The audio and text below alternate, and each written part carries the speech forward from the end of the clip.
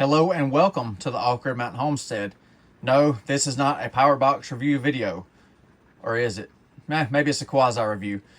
This is a failed power box. This power box is dead. I picked it up from a gentleman a few days ago, said it wouldn't do anything. It wouldn't power up, wouldn't do anything like that. Got it for a song. So I'm gonna try to give it a second life. I've already been into the box. Tore it apart. It's probably one of the easiest ones I've ever taken apart. But stick around. In the video, I'm also going to include some very important information on these portable power stations, these units, about some of the popular brands that you may have looked at on Amazon or eBay or other places like that and seen reviews on YouTube. I'm going to show you some real pertinent information on it. But anyhow, I'm going to salvage parts out of this box and give it a second life. And you folks probably already know what my main goal is to salvage out of this unit. Now, the main reason I picked up this box, if you don't already know or can't tell, I love batteries. I love energy storage. It excites me to store energy for a later day. It's just like canning your garden food, but you're just storing, electricity for later. You can see right here, that's what I'm after. 51.2 volt pack in it, 2,000 watt hours of capacity. So that's a good bit of juice that can be salvaged for a second life. And pay attention to this right here, because that will be very important later in the video. I want to take just a second and thank each and every one of my Buy Me a Coffee supporters.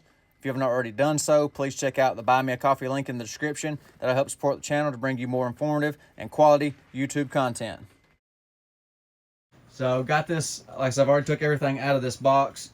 So it snaps together. I've already took the big screws out of the top. So I just pop it back apart like that. And of course, some components are missing out of it already. I just put it back together to show you the box assembled. So, snap everything back apart. And I'll show you all the components, and I'll show you the failed component too, because I took everything out of it that had failed and left the good components inside the plastic, because I'm getting another one of these units that has also failed. So I'm gonna see if I can take two and make one, etc., so on and so forth.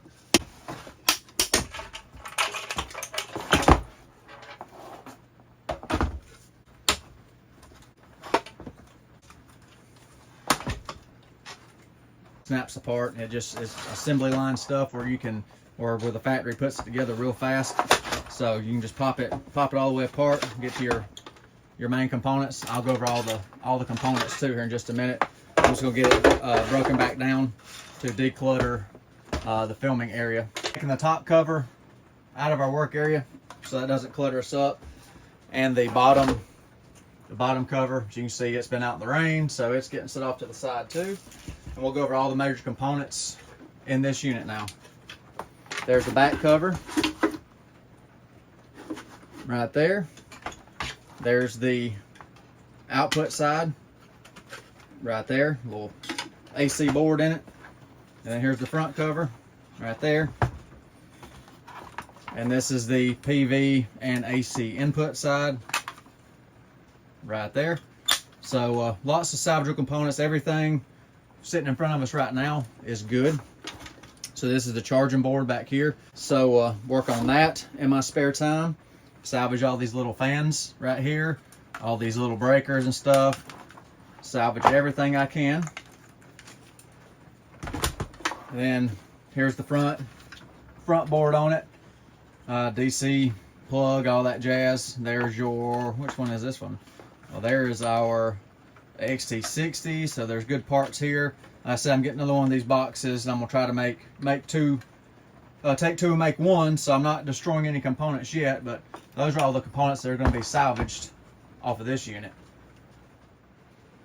So here's the main inverter board, or this is the inverter in this unit. 2,000 watt inverter is what it's rated at. You can see they wrote 110 volts and all that jazz on there, but this is dead short, it has a dead short in it. And this transformer right here, the insulation is broken down on the windings and it's shorted out. So the BMS had triggered and shut this off on short circuit protection. Didn't even get the fuses. There's some fuses back here in this little section right here. It didn't even get the fuses. The BMS caught it first. This board is bad. I'm going to salvage the FETs off of it, the heat sinks, try to get some of the capacitors and things like that off of it. But I mean, that's just a paperweight at this point. But just kind of show you what what the actual inverters look like in these portable power stations. I mean, since I'm tearing stuff apart, I want to compare this 2000 watt 48 volt inverter to this tried and true Alpha 1500 watt 12 volt inverter. I've already disassembled it, the screws on it, so we can compare apples to apples. So you notice that little Alpha seems pretty heavy duty built for being a little 1500 watt cheap inverter. So I saw this one, I was like, well, let's just see what the Alpha looks like compared. So you know, just another thumbs up for the Alpha. Look at that little rascal. It is just a solid little tank. And this is the one right here out of the power station, supposed to be 2000 watts and surge to 4000. I mean, you know, there's bigger heat sinks and stuff in there, but still, for a cheap inverter, that Alpha is just spot on.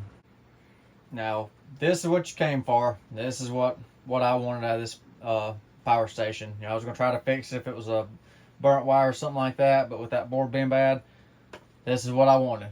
I love batteries, if you can't tell, but 2 kW 51.2 volt pack.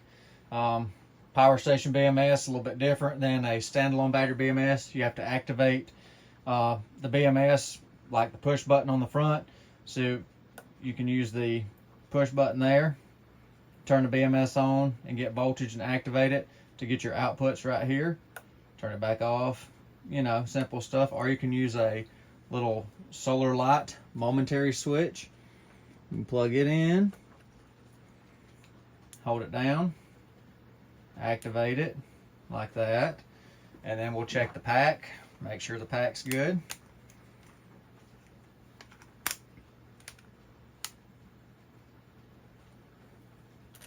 Positive, negative.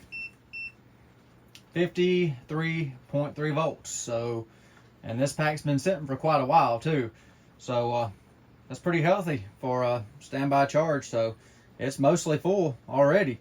So, you know, that's a good pack. I mean, it's probably been slammed for the last year, but with lithium iron phosphate, no big deal. That'll last a while. Now, one thing I did notice on this pack, I've been all over this thing short of taking it all the way apart. I didn't want to remove all this tape and these BMS leads, but usually on the cylindrical cells, you will see the milliamp hour rating or the manufacturer. Well, anywhere on this pack, there is no data. I've shined in there with a flashlight trying to see data on these cells. I don't see any manufacturing data on these cells or anything like that. So that's, you know, I don't know if that's a red flag or not, but, you know, just not using name brand cells or what, but there's no data. And any other pack I've ever taken apart, or even batteries with cylindrical cells, they'll have the data on the side, so there's no data here. Okay, now on to the informational part about these power stations. See this number right here, SYD and 029. Hold that thought for a second. Let's zoom in over here. Right there. SYD 029 BMS. All right, now let me show you something cool. All right, so here's the insider information on the portable power stations. So you know the inverter, I showed you the inverter board. Their inverter's bad in the FF power. So I typed in the part numbers, trying to find a AliExpress or replacement cheap inverter, and came across SYD Power. They're the one that makes the FF Power, the C-Techie, and here's a lot of different brands. They're the manufacturer. And all the little different boxes you see on Amazon or YouTube reviews or eBay, places like that, are manufactured by this company. You can see I have some of the models in a minute.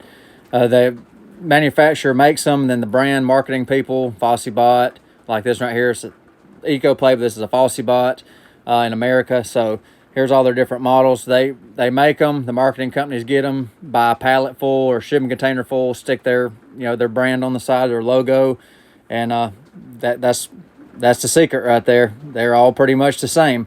You have a little different color, a little different, different configuration, but you can see right here, this runs the gamut of almost all the power boxes that you will see on Amazon, minus, a few outliers. But, this company makes a lot of different power stations, a lot of them. So I found that quite interesting. Figured I would share this with you.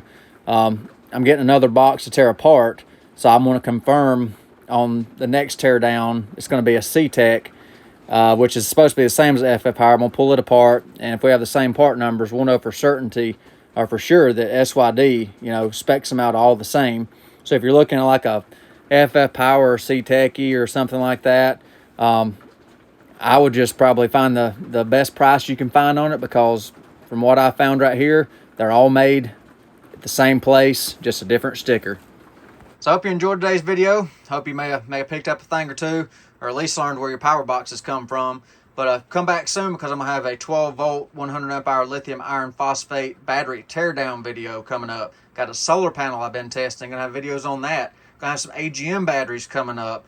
And hopefully another power station teardown to take two and make one. Or if the other one's got a bad inverter in it or bad board in it, I'll just take the other pack out, make me a custom enclosure, and have me a 4 kilowatt pack out of salvaged batteries. Show you how to utilize that in a off-grid scenario, things like that. So all kinds of cool stuff coming up. So if you're not subscribed, please hit that subscribe button. And I hope I earned a like from you today. Please hit the like button. That helps the channel a lot.